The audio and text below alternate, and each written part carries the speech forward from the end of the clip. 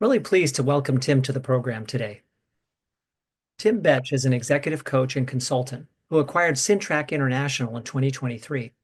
SynTrak uses the PDP ProScan behavioral assessment to support organizations in hiring and leadership development.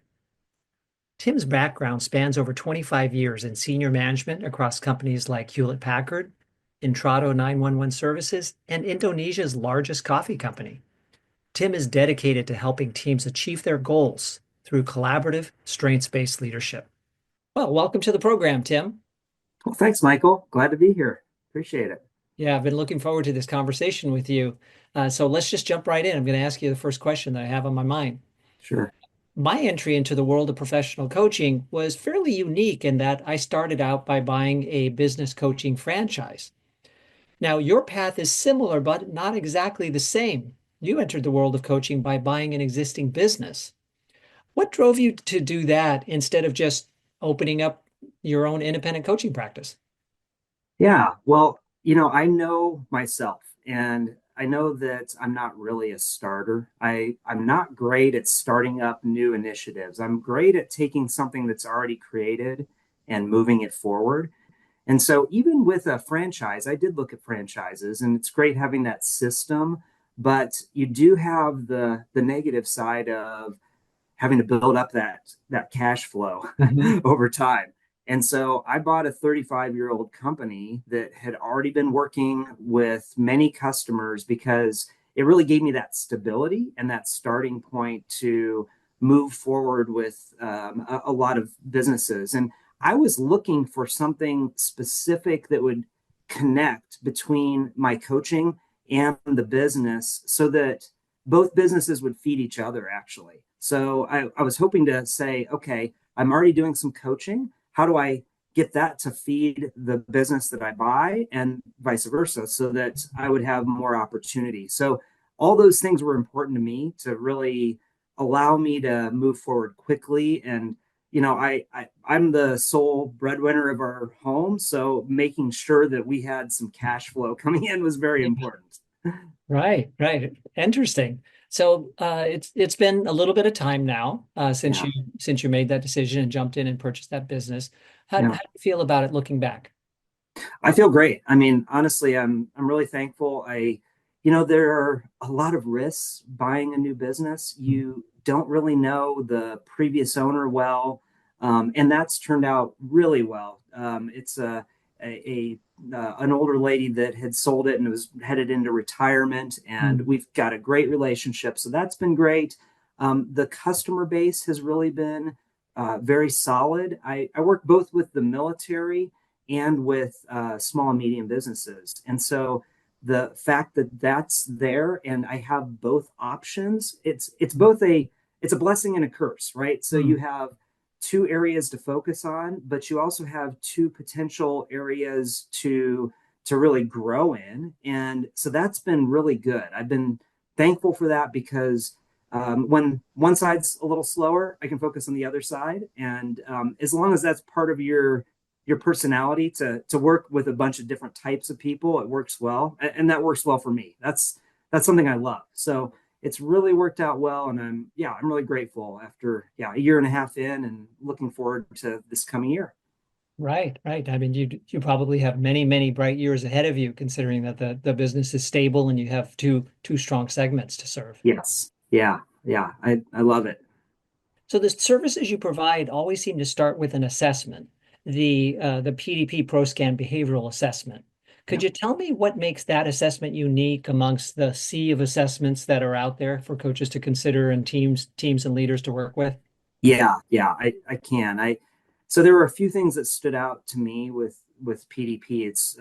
It's professional dynametric programs, and it's something that's been around since the 70s and has been validated with a lot of studies. So first of all, I'm the kind of person that really wants to make sure that I have a high confidence in the accuracy and the outcomes. So that's one piece that is a huge benefit here. PDP is a 96 to 98% accuracy when rated by the person that has been assessed. So as they look at it, so it's super high accuracy. Most assessments are in the 85, 90% range. So they're pretty good. but this one it's exceptional on that front. The other piece of it is to do hiring. Many assessments actually are not validated to be used for hiring. And this is validated from an EEOC and ADA compliance perspective. So ensuring that there's no specific factors that are preventing people with disabilities or other employment things that preventing that from causing them to get a job. So really, that's another factor that I love. And then the biggest one I think is time. It's a lot of the assessments are 40 minutes, an hour sometimes. This one's 5 to 8 minutes, and you get a 24-page report that covers not only the strengths, but also the satisfaction, stressors, and even energy drain of the person. So you get a lot of data out of it that, from a coaching perspective, has been super valuable. It actually changes a lot of my predetermined goals with somebody that I'm coaching. So we'll go in with a set of, all right, here are some of the ideas for what goals they have. And after the assessment, it's very common that we'll change one or two of those goals because of what we find there. So those are all some of the areas. Yeah, yeah. Thank you for that walkthrough of Yeah, that assessment, which brings up a question that I hadn't thought of previously. yeah. Uh, since you own the company, you own the assessment. This assessment can only be purchased through your company. Is that correct? No, that's not correct. I'm actually a representative. So, but there are only a handful of representatives for the company. And then Mhm. we actually have representatives as well that work with us. So Mhm. I do actually work with a lot of coaching clients that coaches, executive coaches that buy the assessment from me. Okay. And they set up their own package and then they can run the assessment independently after they're certified. But no, there are others that also sell the assessment as well. Oh, okay. I Yeah, understand yeah, now. So yeah, if other coaches were interested after watching this interview, they could contact you for how yeah. to perhaps incorporate the assessment into their practice.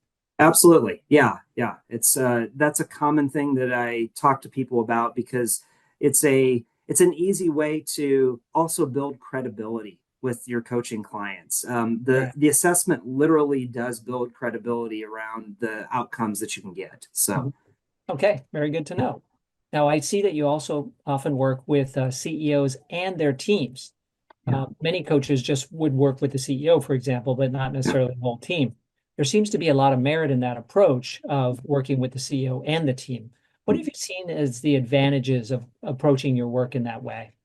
Yeah, the CEO frequently in small businesses is doing too much or doing the wrong things. That's Mhm. very common. And Mhm. so, working with their leadership teams to really define the strengths of each of them and to better understand who should be working in each area has really been effective in the work that I've done. So, I mean, they're obviously the decision maker typically as well in a smaller business, and I usually work with businesses that have between 200 employees and less, typically down to about 10. I don't work with very tiny businesses, but typically, what I find is understanding that entire leadership team and that structure is critical to understanding how the CEO can move forward and really grow the business. So I found a lot of value in that, and the leadership team typically requires coaching as well. And I know some people have a more difficult time with coaching more than one person in a company. I found it to be really valuable as long as the confidentiality is held very securely. I Mhm. can see problems from multiple perspectives that are coming up, and it actually helps clarify some of what I can ask people as I coach them. And when you work with the team, would you typically have each member of the team take the assessment as well? Yeah, I do. And then we do a workshop typically that Mhm. helps them to understand themselves and others, to talk through their stressors. And then that leads into usually a coaching engagement for each of them to talk through it in more detail. Right, right. Okay. Sounds like a pretty good setup, actually. It is. Do you generally work with these clients in person or virtually? It's mixed. I mean, I live in Colorado and I Mhm. have quite a few customers up and down the Front Range here in Colorado. And so when we're doing a workshop, I'll definitely do that in person if it's local. I do a lot of virtual coaching, even if they are local, Mhm. typically. And then when I'm working nationally and internationally, a lot more with the military is Mhm. international, but that's all virtual. I sometimes am called to travel. Like I had an opportunity to do a training at the Pentagon. I Mhm. took that opportunity to travel. That was a good time to travel, but not that frequently overall. You've actually segued into the other part of the conversation I wanted to have related to the military. Mhm. And I see that you do work with a lot of military organizations. Do you provide coaching to them as well? And you mentioned training, so it seems like you do provide training. I provide more training than coaching. There a small amount of coaching to the military. Most of what I provide is, that basis of the PDP survey Mm. and them self helping by using the survey and doing the mentoring and coaching themselves. Mm. So I actually work with a lot of people in the military, and that could be chaplains. It can be integrated prevention, which would be prevention of violence and dealing with issues that some of the people are having, even family readiness. I'll work with all of them and typically train them to utilize the survey, and they will typically do that mentoring and coaching that's needed as a result of that. So more focused towards the PDP and then doing training as a result. Right, which can create a passive income stream for you to have organizations using the assessment like that. Totally. And that was actually the big draw of buying this company that's 35 years old. It's an annual kind of retained revenue system that enables me to grow and not really have to make that revenue up every year. With coaching, that's one of the difficult parts is, every year you're having to sell those services in a new Mhm. way, and this helps kind of buffer that a little bit. Right, right. That's Yeah. excellent. I think many coaches actually would benefit from creating multiple streams of income, Yes. which you had right from the get-go, and Yeah. other coaches may not have for many, many years. So really Right. something to pay attention to here for the coaches who are watching this interview. For coaches who would like to serve the government, me being one actually, Yeah. what advice do you have for them to get started? It's difficult. I'm not going to be, I'll be honest. It's Yeah.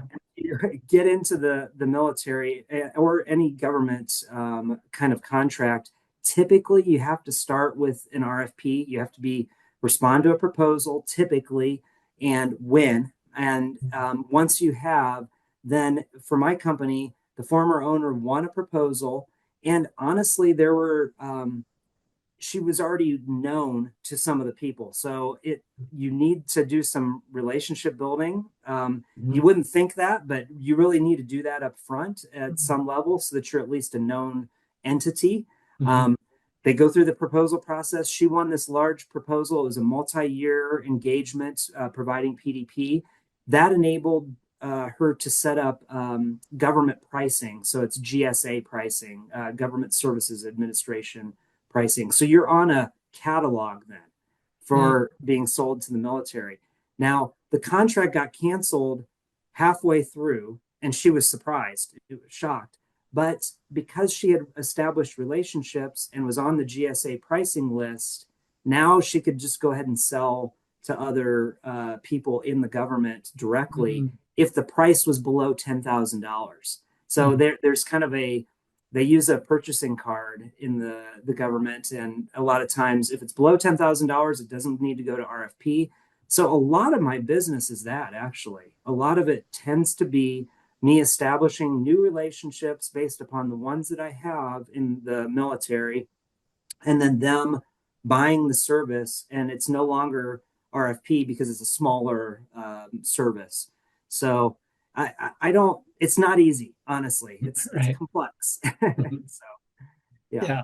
Well, I think you've provided a couple of good ideas there. The one that may uh, present a challenge to some people is you mentioned that relationship building could make a difference, getting to Yes. know people.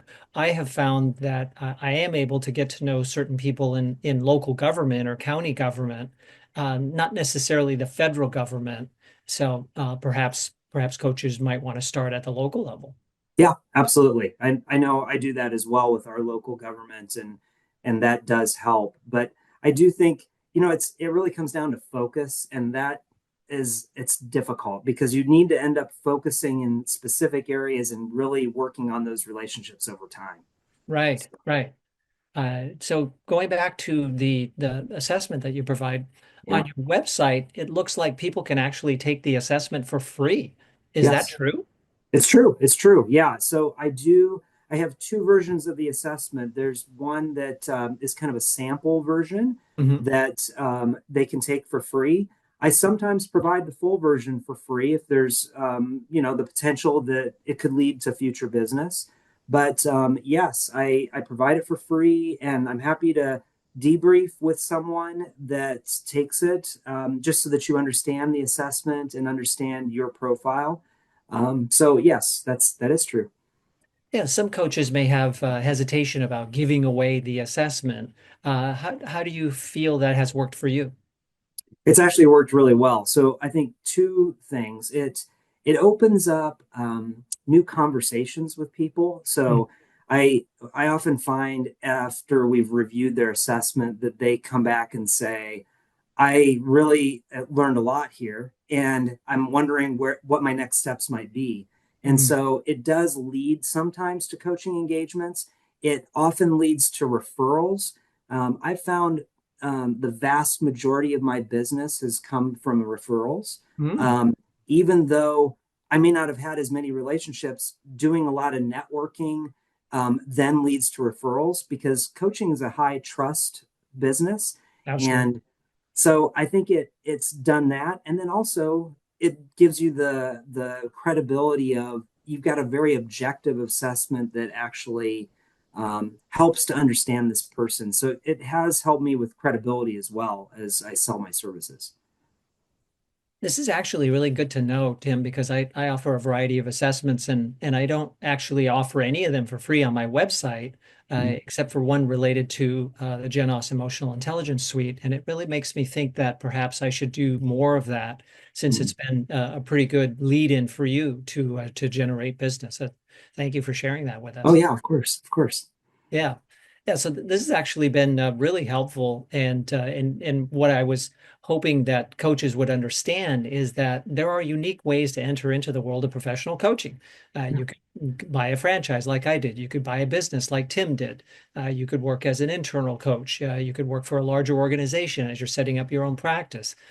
So it's nice to gain a little bit of insight into your world, Tim. If it's okay, may I ask one last question about Of course. exploring purchasing someone else's business?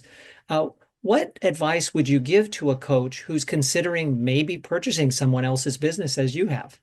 Really, it comes down to again, I think it was really important that I loved the product, number one. Hmm.